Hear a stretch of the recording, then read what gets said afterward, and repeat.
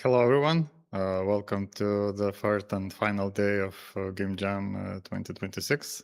I'm Chirdas from Game Developers Association.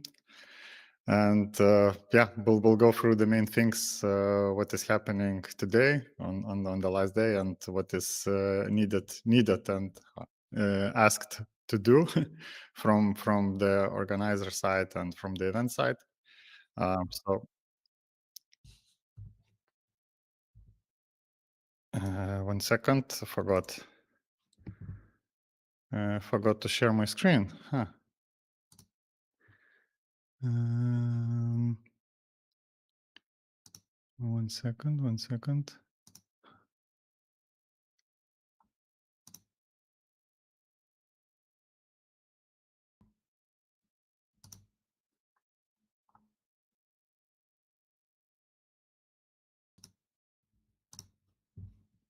Okay.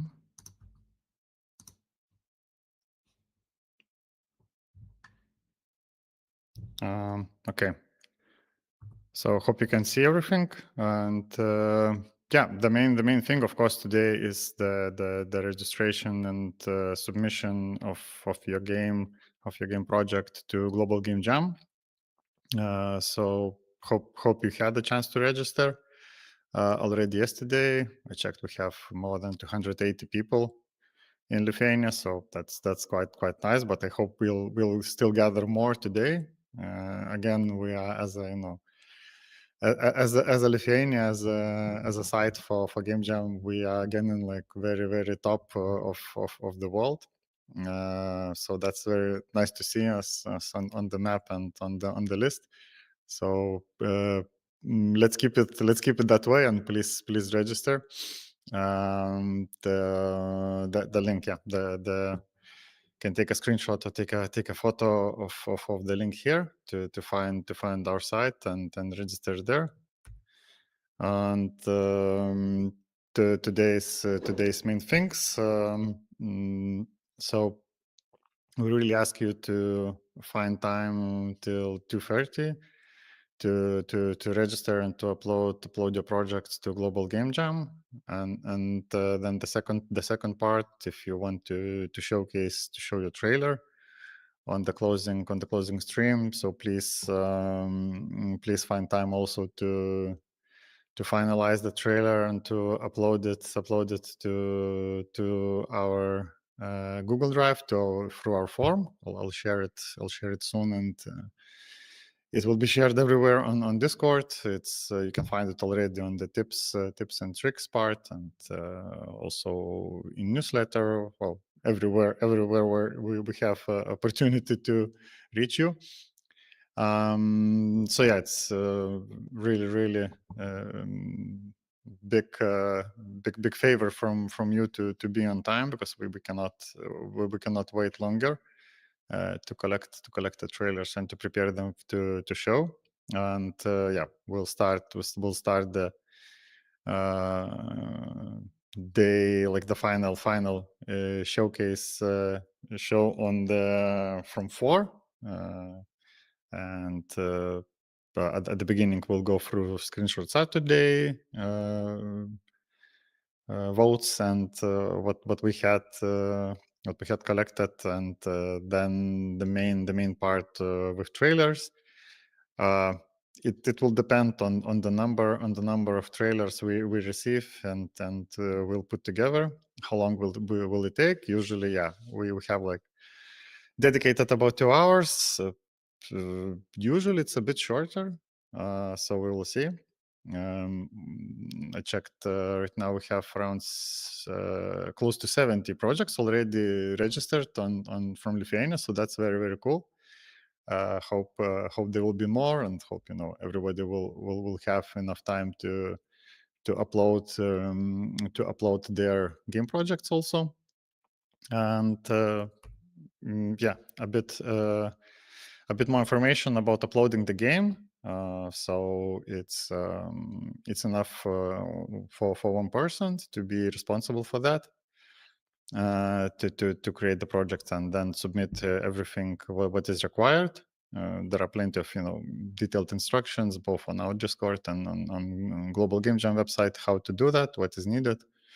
There are like separate instructions and advice for board games, and all the main ones are for the video games, how to upload them. So please check and take time. If you'll not be on time till 2:30, don't worry, you can do that later while the event lasts. The Global Game Jam lasts through the time zones, so yeah, till today's late evening. But yeah, it would be nice if you could upload everything was possible.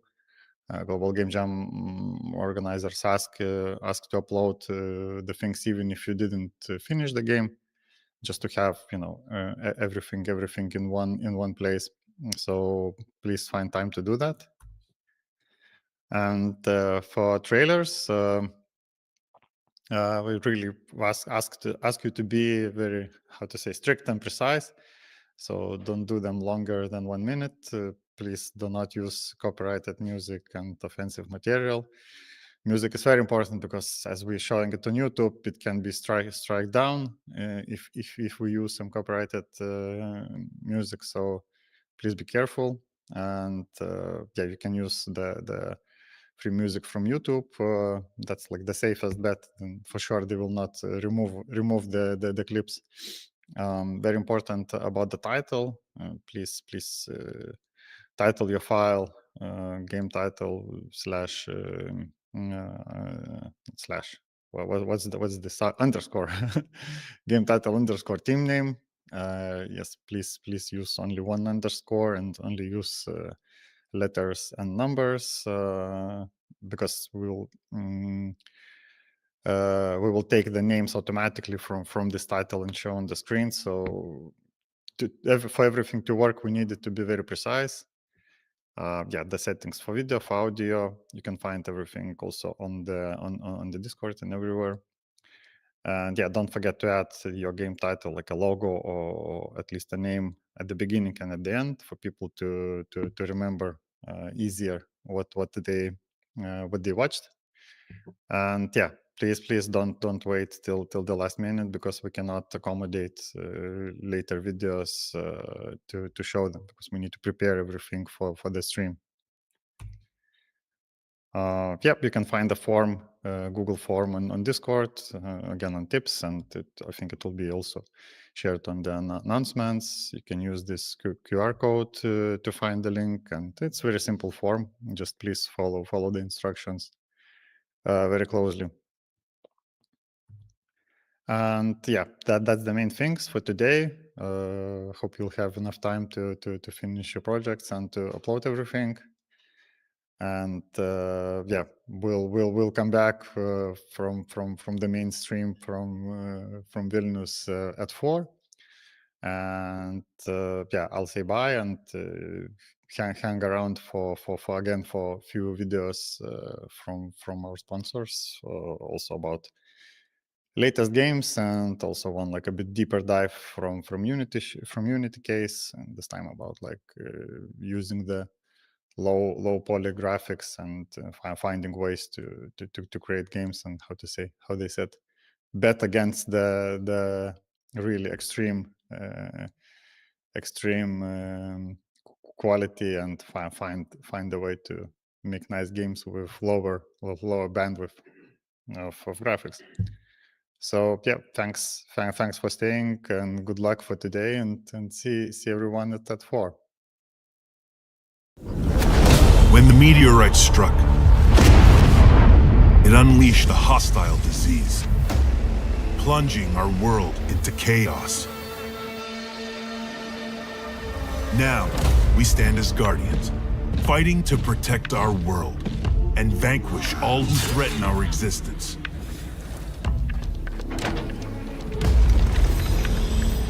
Against all odds, we must battle mutations, traitors, and infidels.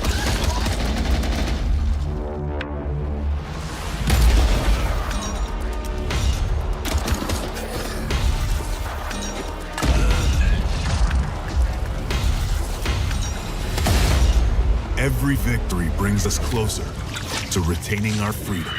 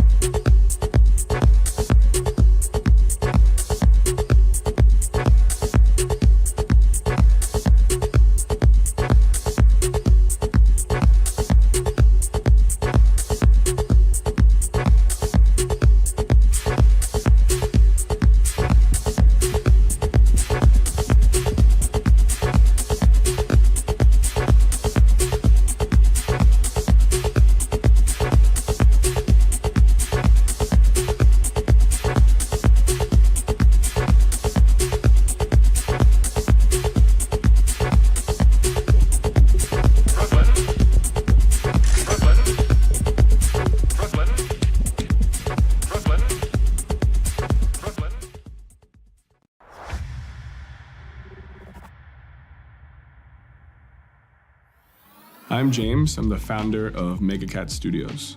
So MegaCat Studios is coming up on year 11. We were founded on the desire and interest to create new retro titles. Originally in scene assembly, around end of year 1, we started quickly venturing into Unity and a modern approach with the games that still have this retro ethos. So a considerable number of our team members grew up playing backyard baseball, backyard soccer, backyard football. It's originally released by Humongous Entertainment. So 1997 was the first title.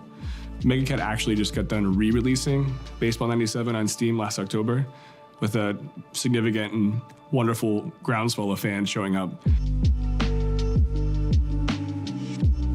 The biggest technical challenges that we identified at pre-production is executing against the visual fidelity that the company that now owns all the Backyard Sports franchise wants for their fans and for their brand.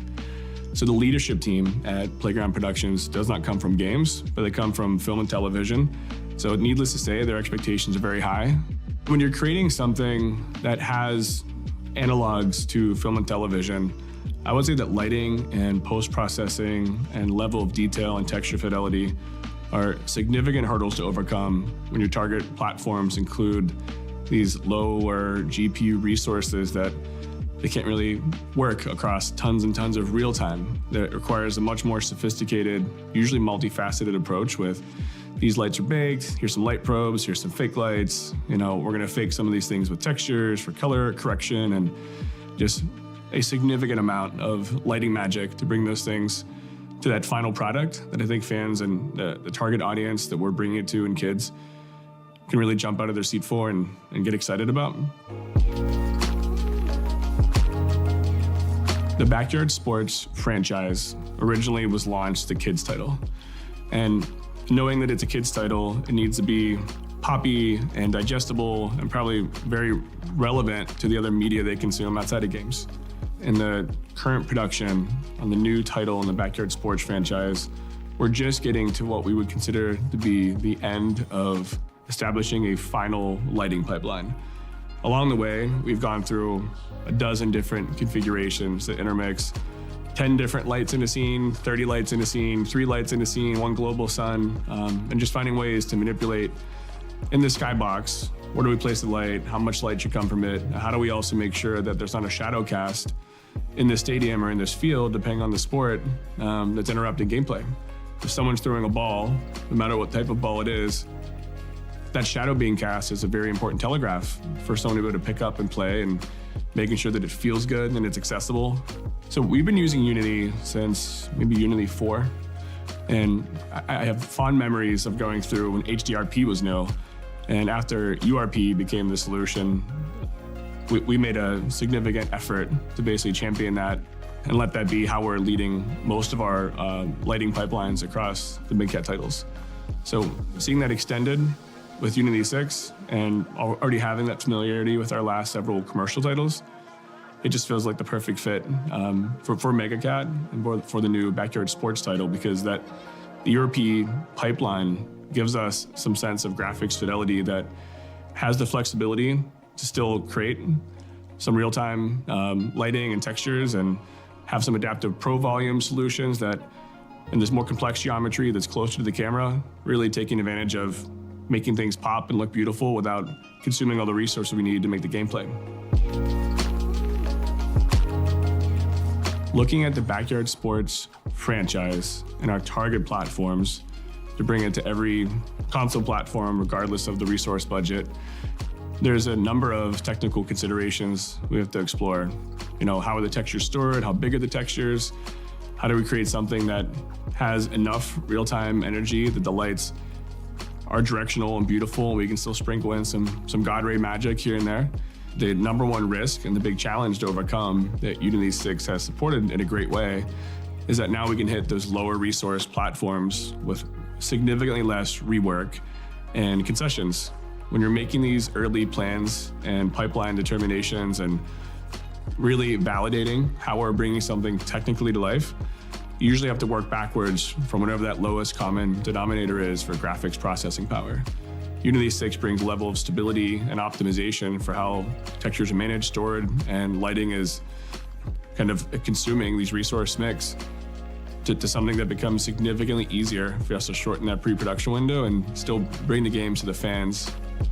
Seeing the new Unity 6 features with global illumination was particularly exciting for them as well, because it actually gets closer to a shared language to the film and television exercises that they had some hands-on experience with.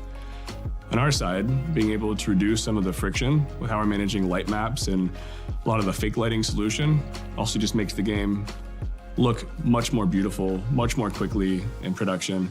And the sooner we nail some of those production pipelines, the easier production becomes for the following year as we're bringing the game to the end.